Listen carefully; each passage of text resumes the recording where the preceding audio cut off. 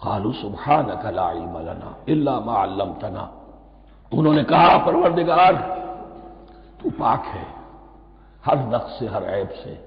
ہر ضعف سے، ہر احتیاج سے، مبرہ ہے، منزہ ہے، اعلیٰ ہے، عرفہ ہے۔ لا علم لنا الا ما علمتنا، ہمیں کوئی علم حاصل نہیں سوائے اس کے جو تو نے ہمیں سکھا دیا ہے۔ اس کی تعبیر یہی بہتر معلوم ہوتی ہے کہ ملائکہ کی حیثیت در حقیقت اس کائناتی جو حکومت ہے اللہ کی آفاقی حکومت، اس کے کارندوں کی ہے یا اس کے سول سرونٹس ہیں، تو ہر ایک کو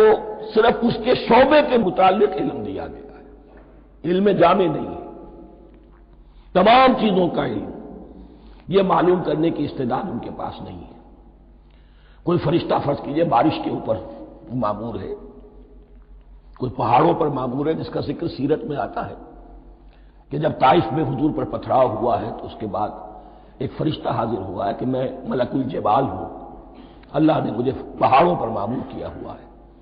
آپ اگر فرمائیں تو جن لوگوں نے آپ کو ستایا ہے، یہ جو طائف جن دو پہاڑوں کے درمیان یہ وادی ہے، ان کو آپس میں ٹکرا دو کہ یہ پس کر سرما بن جائے۔ آپ نے فرمایا نہیں، کیا عجب، اللہ تعالیٰ ان کی اگلی نسلوں کو ہدایت دے دے۔ تو فرشتے ہیں، کوئی پہاڑوں پر مامور ہے، کوئی کسی خدمت پر مامور ہے، ان کو علم دیا گیا ہے صرف انہی کی اپنی جو بھی فرائض منصبی ہیں ان کے شعبے سے متعلق، کل نہیں۔ جامعیت جو ہے علم کی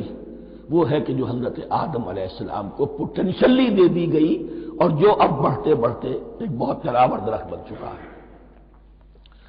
سبحانک لا علم لنا الا ما علمتنا انک انت العلیم الحکیم، یقیناً آپ ہی کی ذات ہے جو کل کے کل علم کی حامل ہے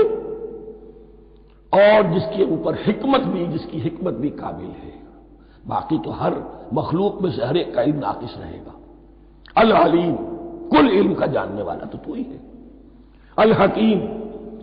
کل حکمت وہ تو تیرے ہی پاس ہے۔